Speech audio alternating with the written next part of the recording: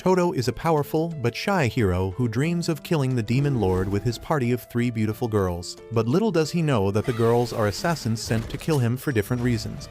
Luckily, he is too strong to be harmed by their sneak attacks, and the girls who want to kill him soon start catching feelings for him. But unfortunately, he is too shy to handle all that attention. Deep within the demon realm, the demon lord gives his daughter Seal a test to be officially recognized as an adult. He tells her that out of all the hero candidates who dream of killing him, he has found a man who is particularly strong. He tells Seal that her mission is to kill the hero on her own, and then she will be considered an adult as well as the heir to the throne. The Demon King gives Seal the information she needs about her target, and the lowly flies away immediately, thinking that killing a hero is no big deal, and she might as well have some fun in the human lands. Meanwhile, in a human city, a bad mommy assassin anemone is getting her payment for her last mission, when her agents give her another mission. This time, she has to kill a hero, and the client wants her to cosplay as a priest while doing that. Anne tells the client to screw himself because there is not enough money in the world to make her do that. But just as she hears that the reward is 1 million gold, she quickly changes her mind.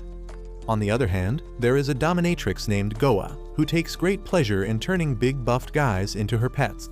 She is getting bored because no one can resist her techniques anymore, but her lackeys tell her that they found the perfect target for her. Coincidentally, their target is the same guy, and he already has enough on his plate to deal with. His name is Toto, and while he dreams of being a popular hero whom everyone wants to join, he is just a shy and awkward mess who can't even talk to strangers. Since he is built like an absolute unit, even his nervous face looks scary to normies, and they run away just as he tries initiating a conversation. Toto gets depressed because he has never had the chance to form a party with someone, but just as he is about to head home, his luck suddenly changes. All 3 assassin girls arrive there, telling Toto that they have heard a lot about him, and they want to form a party with him. While Seal and Anne immediately hate each other's guts, Goa believes the more the merrier. The people in the guild are really shocked that 3 pretty girls are trying to team up with their awkward loner. But Toto feels like this is his chance. He had been single for so long that he would join any party that took him in, and he preps himself to say yes. Meanwhile, everyone tells the girls to forget about Toto and join them, but Goa tells them that she has already given her heart and soul to the hero. She clings to Toto's arm, and suddenly, his last 2 brain cells explode, and he faints while still standing. The girls are confused by this, and the regulars at the guild tell them that Toto is incredibly shy, and even more so around women. Well, Goa and Anne think that they can use this thing to their advantage, but Seal beats them to it. She uses her magic to lift Toto up, and then flies out, breaking through the guild roof. Goa and Anne give chase, not sure what Toto wants, but they think it is good that they are out of the city now. Anne suddenly summons a grenade launcher and fires it towards Toto, but Seal dodges the initial attacks and then deflects the rest with a magic barrier. The 3 of them come to a halt with that, and Goa decides to use a home-brewed potion to turn the girls into her pets before dealing with Toto. Meanwhile, Seal also secretly drops a magic spell into the ground to summon a powerful monster. She and Anne are ready to kill each other before they get to the hero, but Goa steps in between, declaring a ceasefire like Trump has been doing recently. Anne and Seal decide to talk things out, but the moment they let their guard down, they find that they have been paralyzed thanks to Goa's special paralyzing perfume. Goa is proud of her creation, but Seal tells her that she messed up big time because she interrupted her summoning spell, and now the creature that she summoned will certainly go out of control. Suddenly, a magic circle appears on the ground, and an 8-legged dark dragon comes out of it, and Goa decides to run for her life cause fighting is not her style. To her shock, Anne and Seal power through the paralysis and grab her legs, telling her to give them the antidote if she wants to survive. While they are quarreling about it, the dragon approaches them, but just as it is about to eat them, Toto comes in clutch and blows the dragon's head away with a single punch. The girls can't believe their eyes, and then Toto turns towards them. They keep expecting him to drop some cool main character-like line, but the shy Toto can't even utter a single word. They decide to praise him because he did in fact save their lives, but the moment they hug him, Toto's brain melts again and he passes out. The girls debate if they should kill him now, but Seal says that they should not because Toto was really cool earlier and they owe him their lives today. Anne and Goa also agree, and then Goa suggests that they head back to the city and get to know each other over desserts. Seal immediately agrees because she loves sweets, and Anne decides to go along to figure if they are her enemies or friends. Meanwhile, Goa just plans to pretend to be their friend and strike them once she sees a chance. Anyway, they head to the city, where they decide to introduce each other properly. Seal says that she is a mage, and Anne keeps up the act of being a priest, while Goa says she is a dancer who wants to have fun. It is Toto's turn next, and while he wants to be a cool, nonchalant guy, he can't say all that much. He just mumbles that he will protect them from all dangers, and he is looking forward to working with them. And then Goa hugs him on purpose to knock him out so that she can talk freely with the girls. The three of them reveal their true identities and motives, and Goa says that they should work together to defeat the hero. Anne says that she is going to quit because she is not getting paid enough to cosplay and deal with competition at the same time. But that is just a bit fat lie. She simply moves to a high place and summons a sniper rifle to kill Toto while he is still unconscious and unguarded. But while she is trying to find him, she spots a girl being sold into slavery. Anne is not going to let that happen, and she throws a smoke bomb to scoop the girl away. She gives her some money and tells her to run as far away as she can, and then decides to deal with the slave trader, who turns out to be a headless monster. He tells Anne that she will pay for harming his business, but she charges at him first and quickly overwhelms him with her strength and speed. The monster realizes that he is in danger, so he decides to unleash his full power, sending his green tentacles to attack her. Anne easily chops up his tentacles, but to her surprise, he can regenerate them and even control the chopped up parts. She starts feeling cornered, and then the monster covers himself in his tentacles for absolute defense. But just then, Toto comes there and smacks the shit out of him with a single punch. Anne is shocked to see this and asks Toto what is he doing here. He reminds her that he promised to protect her, and she suddenly starts falling for him too. However, Toto suddenly notices the knife in her hand, and to avoid giving an explanation at him, Anne blows a flying kiss towards him, instantly knocking him out. Goa and Seal were watching this from behind the corner, and they call Anne cringe for using a flying kiss as a weapon. Anne is pissed at them, and then Seal asks why didn't she just snipe the monster from a distance. Anne replies that if the poor girl had seen a corpse at her feet, it would mess her mind up, and she doesn't want anyone to grow up with that kind of trauma. She declares that she will change this rotten world, but she needs money for that, and she won't hesitate in killing Einon for that. She then covers her knife with magic to hit Toto, but the image of him saving her pops up in her mind, and she stops enchanting her knife midway, letting it shatter on impact instead. She makes the excuse that she is tired, so Goa recommends that they book a room in an inn. She books just one room for the four of them, and Toto passes out just thinking that they are going to share the bed. Anne heads out because she is not ready for freaky stuff yet, and Seal doesn't even know what adults do in bedrooms, so she decides to dip too. Now that Goa is left alone, she injects a special chemical into Toto's body, confident that he will become her pet in 5 minutes. However, nothing happens when she comes out after taking a shower, and when she tries seducing him with a dance, he doesn't even wake up. She decides to stop holding back and enters her dominatrix form, hitting Toto with her whip. He still resists her control, but Goa thinks she is getting there. She uses one of her special skills to command him to lick her feet, but instead, Toto pounces on her and pins her to the bed.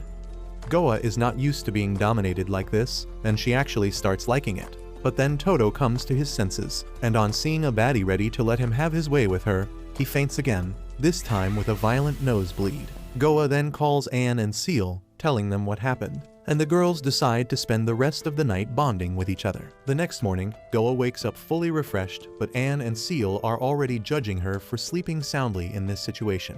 Goa tells them to take a chill pill because there is an even bigger sleepyhead in the room, and it is the hero Toto. However, Anne checks him and finds that he passed out after having a nosebleed, probably from seeing all three of them sleeping defenselessly. Suddenly, they remember their missions and pull out their weapons to kill Toto. But while they are locked in a standoff, he wakes up. The girls immediately hide their weapons and go to greet him, but Toto can't handle how close they are to him and passes out again. Anyway, after he wakes up, the girls get ready for their first adventure, but Toto is doubtful about his abilities to handle three beauties because he passed out first thing in the morning. However, he reminds himself that he promised to protect them and tells them that he will do his best. Anne asks him where should they go first, but Goa says that they should head to the Adventurers Guild before anything else because they need to register themselves as a party. Once they reach the guild, the receptionist asks them to write their names and the name of the party leader, and Goa tells Toto to go first because he is their leader. He is shocked to hear this because he has never even been in a party before, but takes up the job anyway. The receptionist completes the paperwork and asks them to wait while she processes everything. And to show how sincere he is, Toto bangs his head on the table to thank her. The receptionist is freaked out and Toto starts bleeding, which really upsets the girls. They wipe his blood away and then tell him to stop being so intense all the time, and he apologizes, wondering if he is fit to be a leader. Soon, their party is registered with the guild and Toto is overjoyed to see the registration license. Goa tells him that this is just the beginning, and if they reach a rank, they will get guild cards as well. Turns out everyone here is illiterate when it comes to the basics of adventuring, so Goa explains the usual rank hierarchy of adventurers from E rank to S rank. She says that they are currently at E rank, but if they take a lot of quests they can get promoted quickly. Seal asks how many days would it take them to reach S rank, and Goa tells her that this is not an idle RPG game that they can rank up so quickly. She says that it takes normal adventurers years to even reach a rank, and Seal freaks out on hearing that. However, Anne decides to look at the bulletin board for quests, and Toto follows her. Suddenly, Seal chases after him and grabs his arm, causing him to blow his fuse and pass out again. Anne and Goa immediately recognize this as a signal for private talks, and they ask the lowly what does she want. Seal asks them why should they bother with stuff like ranking up as adventurers when their goal is to kill the hero. The other two girls agree with her, and decide to go for the kill right away, but they are once again in a stalemate. Finally, Anne suggests that they get 1 day each to kill Toto, and Seal says that she will agree in case the other two people swear not to interfere. Goa agrees too, and with that, the three girls settle matters with a game of rock, paper, scissors. Soon after that, Toto wakes up, and he sees Seal sitting next to him because apparently she won the game and got the chance to try first. Toto feels the situation getting awkward and he wants to act like a cool hero to impress her, but he knows that he hasn't got it in him. He can't come up with anything to say, so he simply asks Seal about Anne and Goa. She replies that they went out to find a mission for them, and she stayed behind to keep an eye on him. She says that she doesn't need to do it anymore since he is awake, and Toto thanks her. The awkward silence returns after that, but then Seal asks Toto why he wants to go on an adventure. She wants to know if he is in it for the money or the fame, and Toto gets all serious as he decides to answer the question sincerely. He tells her that he wants confidence to act like a normal person. Seal is shocked to hear this, and Toto elaborates, saying that he feels insecure because of the scar on his face and his communication skill issues, but he thinks that if he kills the Demon Lord, he will get the confidence to talk to others. His words remind Seal of herself because she also did not have the courage to talk to other demons, and she wanted to complete the mission to be recognized as an adult to earn some confidence. She smiles and tells Toto that he is just like her, and says that they should try their best to grow together. Toto thanks her, but then Seal smirks to herself, thinking that he will be the one to die instead of the Demon Lord. After that, Toto apologizes to Seal because he is always fainting and causing trouble for the girls when he should be protecting them. Toto remembers the time he saved her from the demon dragon and tells him that he is already doing his job well. The shy hero can't handle the stress of being called a good boy and he passes out again. Just then, Anne and Goa return with a quest, but first, they tease Seal about falling in love with the hero. She tells them to shut up and then asks for the quest they brought. Goa tells her that the quest involved getting inside a cave and she can attack Toto there. Seal asks her and Anne to promise that they won't interfere, and both of them agree. However, Anne taunts Seal, saying that she might not be able to kill Toto because she has got attached to him. The two of them get ready to fight each other immediately, but Goa steps in between them again and stops them. Soon after that, they reach the cave which houses an E-rank dungeon, and Toto is nervous about entering a completely secluded place with the three girls. Seal tells him to relax because they just need to mine some iron ore to complete their mission, and he nervously walks ahead, telling the girls to follow him. While walking behind him, Goa asks Seal how she is going to attack Toto this time, and Anne thinks that she will once again summon a gigantic monster. Seal replies that there is no need for that because she will first see how strong the hero is. Just then, a bunch of slime monsters fall from the roof, and Toto deals with all of them instantly. However, Seal tells the girls that he used only punches to beat the slimes, and even when he killed the dragon earlier, he only punched it. She thinks that since Toto relies only on his fists, they can take advantage of this and fight him with a monster resistant to physical damage. She says that slimes are quite resistant to physical damage, and while Toto could easily defeat the small ones, he will definitely struggle against a bigger and more powerful slime. Anne asks her how will she find such a powerful slime in this dungeon, and Seal replies that she will create it. She uses her magic to combine the defeated slimes into one giant emperor slime, and Toto panics because he didn't sense any strong monsters inside the cave. He decides to deal with it quickly and dashes ahead to punch it. But the slime not only blocks all the physical damage from the punch, it also sticks to Toto's hand, making him unable to be free. Seal was counting on this, and to keep up the act of a caring teammate, she asks Toto to be careful because the slime can swallow him whole and digest him alive. Toto thanks her for the advice and then decides to change his strategy. He lifts up the slime and swings it around with great speed before smashing it into a wall, but this makes the slime spill back towards him. Toto gets completely trapped by the slime now, and he is pinned against the wall, unable to move. The giant slime moves towards him, and Seal is confident that she will succeed in her mission. But then Toto pulls out a move no one expected. He loudly yells at the slime to let him go, and his scream has enough power to completely obliterate the slime. Seeing her plan fail so badly, Seal loses all confidence and gives up on making another attempt at Toto. Goa consoles her and says that since there are no more slimes to bother them now, they should quickly mine the iron ore. They head deeper into the mine, searching for iron ore, and Anne manages to find some chunks. She says that they need something to dig them out, but Toto tells her to get aside because he has the best tool for any job. He punches through the wall, digging out the iron ore with his bare hands, shocking the girls even more. They continue gathering the iron ore all day, and when they return to the blacksmith who gave them the quest, they have collected a huge sack full of iron ore. The blacksmith is impressed by their haul and says that he always gives this quest to the newbie parties to see how skilled and powerful they are.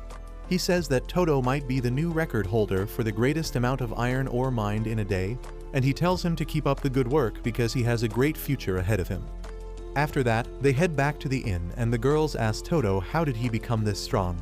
He nervously tells them that he just works out a lot, and that is really shocking for the girls to hear. Just then, the other adventurer who was at the blacksmith's shop comes there and starts talking shit to Toto just because he mined more iron ore than him. He tells the girls to leave the E-rank loser and come to him because he is a D-rank adventurer, but they give him the most scornful look he has ever seen, and he runs away immediately. Goa tells Toto not to mind the loser because they will overtake him soon, but he feels that the guy was right because even today, he struggled against slimes, which are the weakest monsters. He thinks that if the three girls had not picked him, he would still be a useless loser, so he swears to get even stronger so that he can protect them and defeat the Demon King. Soon, the party goes to a neighboring town, and while Toto and Seal talk about how it is smaller than the last town they stayed in, Goa and Anne are itching to get their chance at killing Toto. They decide to play rock, paper, scissors again to determine who will get the chance today, and the clueless Toto just thinks that they have become very good friends. Ultimately, Goa wins the game and gets the chance to spend time with Toto alone. The entire town stares at her like incels who have never seen a real woman before. However, Toto is confused about where Seal and Anne are. Goa replies that they had something to do, and then teases Toto, asking if he doesn't like being alone with her. Though incredibly nervous, Toto doesn't faint this time, and then Goa says that since they are alone, they should grab a bite. Toto immediately begins questioning if this is a date, but he immediately shakes that thought off, believing that he is just Goa's bodyguard. He decides to show her how reliable he is, but then Goa grabs his arm, telling him that she is really excited for their date, and that is enough to blow his fuse. Seal and Anne watch this from the distance, and they both know that Goa isn't actually planning to kill the hero so they can rest assured. Seal says that since they have free time now, they should try all the food in the town, and she asks Anne to give her company. Meanwhile, Goa takes Toto to a bar where she spikes his drink while he is not watching. She urges him to drink it all and then begins staring at him as she waits for the drug to kick in. However, Toto thinks that she wants him to say something like how she picked a really amazing drink for him. In his mind, Toto aggressively flirts with Goa, but he can't say anything out loud. Goa thinks that it is proof that her drug didn't work on him, so she immediately steps up her game, lacing a meat skewer with medicines that can cause paranoia. However, even they don't do anything to Toto except getting him to make a creepy face. Next, she feeds him a sandwich that has medicines that can make anyone sleep for a week straight.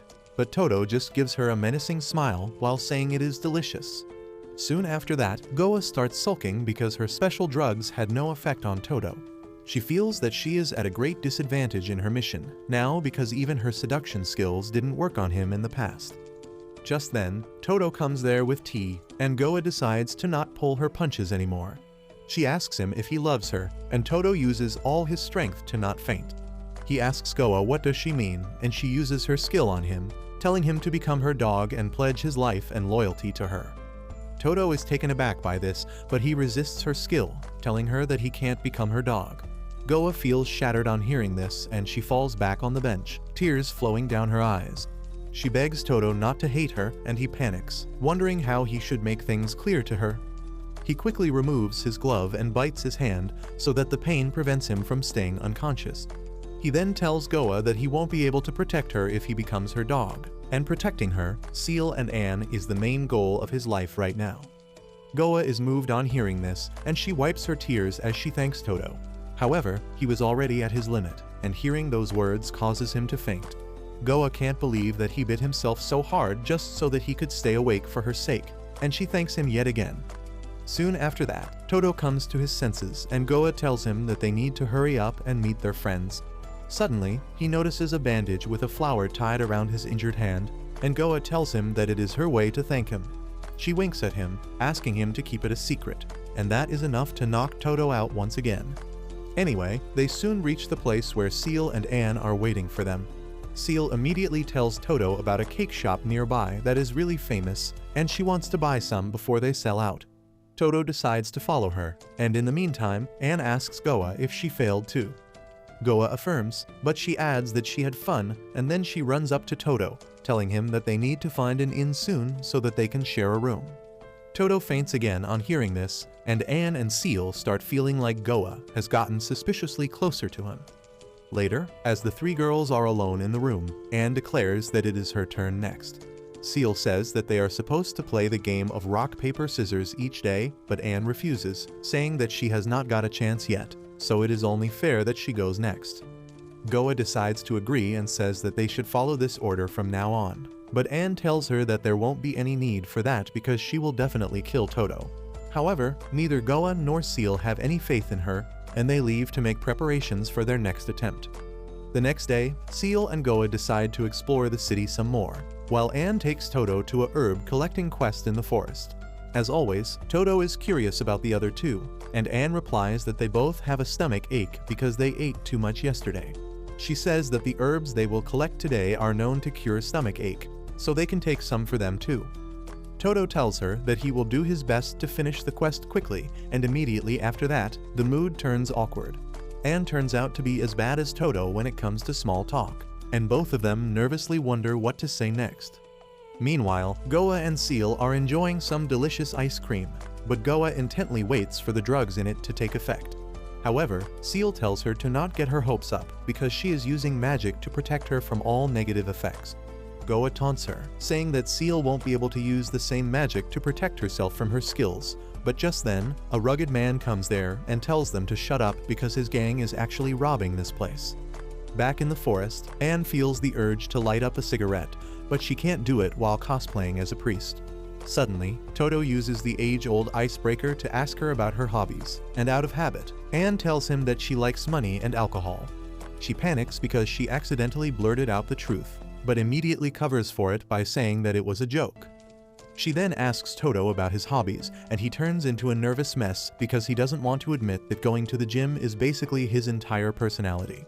The awkward silence between them returns again, and this time, Anne decides to ask Toto about the scar on his face, and he suddenly stops in his tracks. Back in the town, neither Goa nor Seal care about the robbery, and they just talk about how the world is going to dogs. The bandits are pissed off at their nonchalant behavior, but their leader Zark decides to show the girls how terrifying he is.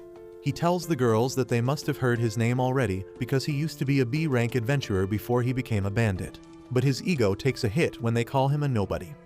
Zark gets pissed and attacks Seal with his sickle, but she casually blocks the attack with her magic barrier.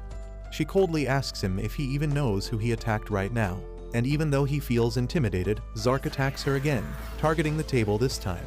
Seal and Goa immediately get away, and Seal declares that she will defeat the bandit. Goa asks her to capture him alive, because he probably has a bounty on his head. It is not a big deal for Seal to utterly defeat the bandit leader without really hurting him. And in the meantime, Goa turns all his lackeys into her pets. On the other hand, Anne decides to take back her question, thinking that it made Toto uncomfortable, but he tells her that it is fine. He reveals that he got this scar from a monster attack. He claims that he lost his home, his family, and even his confidence in the monster attack, and Anne asks if he wants revenge. Toto replies that he doesn't care about revenge, but he wants the confidence to live a normal life and to believe that he still has value as a human. They soon reach their destination, and as Toto starts picking herbs, Anne begins thinking how Toto's story about losing everything doesn't mean anything to her because she had nothing to begin with. She decides to show him no mercy, and suddenly breathes into his ear, causing him to lose consciousness. She then creates a special level bomb, using her skill that creates an explosion based on the strength of its target. She plants the bomb on Toto's body, watching it grow in size gradually. Back in the restaurant, the staff thanks Seal and Goa for saving them, and Goa tells them that they can turn in the bandits to the guild and use the bounty to repair their place. The staff is really grateful and offers to treat them to dinner for free at night, but Seal reminds Goa that they don't want Toto to learn about their true power. She agrees with her and immediately pulls out a special perfume that makes everyone lose their memories of their fight with the bandits. Seal is really impressed because even magic can't erase memories that effectively, and she decides to learn the basics of medicine making.